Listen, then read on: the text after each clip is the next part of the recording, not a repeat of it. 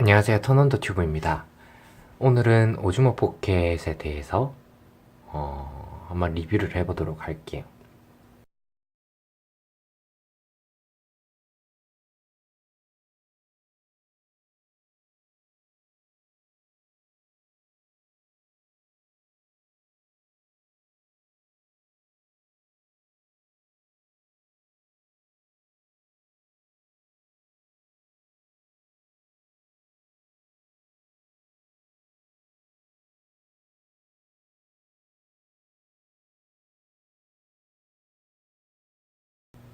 이렇게 열어보게 되면 본체, 다음에 파우치, 다음에 연결잭 10핀 하나, 다음에 8핀 하나, 다음에 충전잭이 있고요. 충전잭은 10핀인데 좀 특이한 것 같습니다. 다른 게 잘 안 맞더라고요. 다음에 설명서 이렇게 아주 간촐하게 있습니다. 사실 들어있는 게 너무 없어요. 8만원짜리에도 들어있는 그 흔한 삼각대조차도 따로 이제 별매를 하고 있더라고요. 그냥 플라스틱인데도 만 얼마, 또 뭐 8천원대에 사려면 한 2주 기다려야 되는 해외 배송이 있을 정도로, 굉장히 비쌌습니다. 뭐, 이 케이스 같은 경우는 잘 만들었습니다. 뭐, 이거 외에도 여기 프로텍터라고 따로 이렇게 끼우는 것들이 있던데, 뭐 굳이 안 사도 될 정도는 되는 것 같아요. 그 다음 뭐 C핀이랑, 그 다음에 뭐 당연히 있어야 되는 발핀, 뭐 충전잭, 설명서 없습니다. 뭐 이게 답니다. 먼저 이렇게 말씀을 드리고 싶은 게, 이 제품 같은 경우에는 보면 굉장히 작습니다. 작은 거랑 이제 작은 거와 더불어서 손떨림 방지 기능이 굉장히 잘 되는, 특히 짐벌 중에서도 잘 되는 편이에요. 그냥 그 장점 하나로 사는 것 같습니다. 이거 빼면 이건 살 이유가 없는 것 같아요.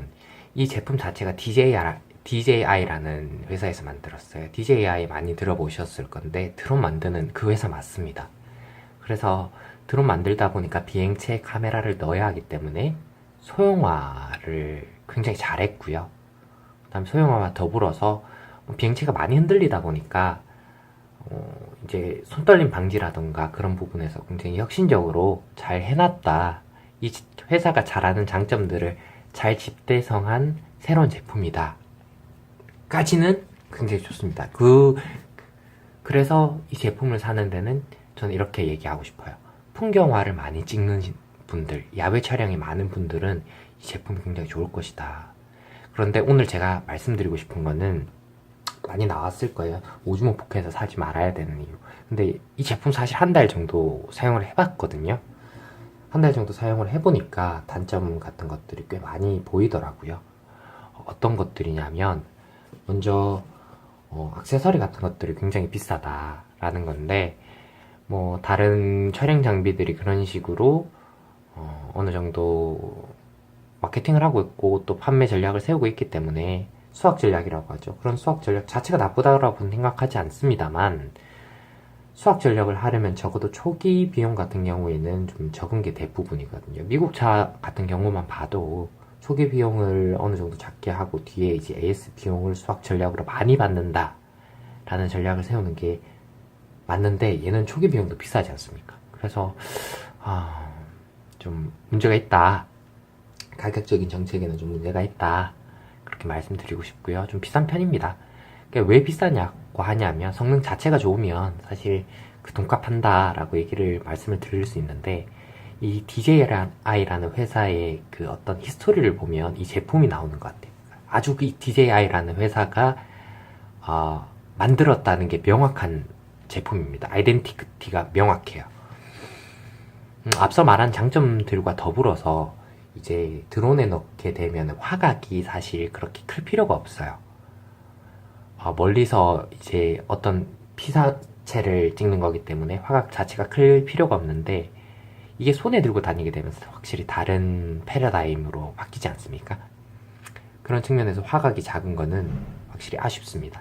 그리고 뭐 이거 자체로만 하면 사실 굉장히 좋은 카메라이다 이렇게 얘기를 할 수 있겠지만, 이제 이 아이의 경쟁사들을 보게 되면 가격적인 부분이나 액션캠이라든 부분이나 여러 가지를 고려하다 보면은 이제 이 아이의 이제 경쟁사라고 하면은 크게 두 가지 뽑을 수 있을 것 같아요. 고프로라던가 액션캠이라던가 이렇게 얘기를 할 수 있는데, 고프로는 7세대 거치면서 요즘 손떨림 방지 기능도 굉장히 좋게 나왔더라고요. 솔직히 손떨림 방지 기능은 얘가 낫습니다. 근데 제가 이걸 구매한 이유기도 하고요. 화각이라던가 어떤 영상적인 부분에서 많은 개선을 했는 기업이에요. 그래서 이 아이보다 결과물이 조금 더 좋게 나오는 부분도 있어요. 근데 문제는 액션캠입니다. 소니라는 회사가 이제 카메라에 있어서는 독보적인 기술을 많이 가지다 보니까 상당히 좋은 결과물을 만들어내고 있고, 방송에서도 액션캠이 거의 주로 쓰이는 것 같더라고요. 왜 그런가 하고 보니까 이제 결과물로서 이제 나중에 보여드릴 건데, 결과물로 보시면 이런 측면이 있습니다. 일단 뭐 아까 말씀드렸다시피 화각이 큰 것도 아니고요. 그 다음에 화이트 노이즈도 좀 있고요. 그 다음에 그렇다고 해도 4K하고 이제 1080을 지원을 하는데, 그렇다고 아주 선명도를 자랑하는 것도 아니고요. 그렇다고 색감을 굉장히 잘 발휘하는 것도 아니고요. 엄밀하게 말해서는 이제 스마트폰의 한 2세대 전의 스마트폰에 들어간 카메라 모듈이 쓰인 것 같은, 어디서 많이 본 듯한, 그러니까 막 어디서 많이 봤을까라고 생각을 해보니까 홍미노트나 이제 포코폰 같은 데서 좀 본 것 같아요. 이 느낌을. CCD나 안에 모듈 같은 것들이 중국 제품의 특성을 전형적으로 보여주는 제품입니다. 그래서 사실 경쟁사들과 비교해서는 조금 아직 무리가 있지 않나. 단순한 야외 활동을 하면서 찍기에는 사실 좋은데, 실내에서 어떤 걸 찍기에는 그렇게 좋지는 않아요.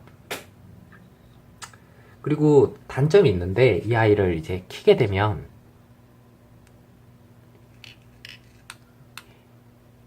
보이시나요?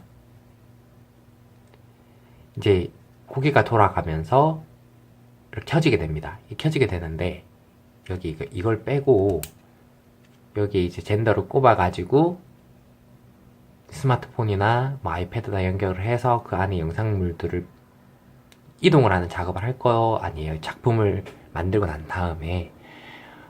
근데 그 과정에서 이제 안 켜집니다. 이거 안 켜지고 또 충돌이 일어나서 아이패드에는 사용이 안 돼요. 그런 단점이 있다라는 측면이 좀 아직은 많은 시행착오를 거쳐야 되지 않나. 지금 당장 필요하신 분이 아니시라면 2세대를 기다려보는 게 맞지 않나 라는 생각도 해보고, 또 요즘에는 화각이 워낙 작다 보니까 이렇게 렌즈를 끼우는 부분도 있는데, 액세서리도 있는데, 그거는 상당히 좀 불편한 것 같아요. 키게 되면 여기 걸립니다. 걸려가지고 켰다 뺐다 이거 계속 하잖아요. 작으니까 주머니에 넣고 뭐 쓸 때 켜가지고 쓸 때 꺼내가지고 키고 이래야 되는데, 뭐 렌즈 쪼매난 것도 붙이고 또 이런 과정들이 상당히 번거롭습니다. 그래서 안 쓰게 되더라고요. 그런 점들 유념을 해두시고 구매를 하시는 게 맞으실 것 같아요.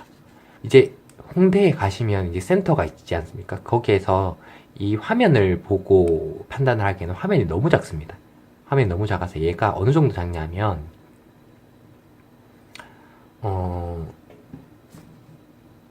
이게 8핀 젠더인데 이거랑 비교해 보시면 될 것 같아요.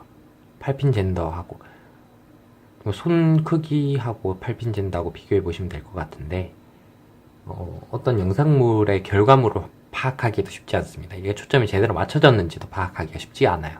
어느 정도를 지키고 있나 감이 오는 그냥 그 수준입니다. 그렇기 때문에 이 뒤에 영상을 붙이는 거고요.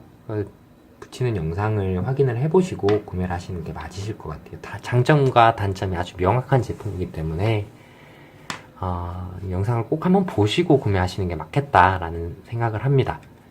네, 이상 턴온더 튜브였습니다. 구독과 좋아요 꼭 한 번씩 부탁드리겠습니다.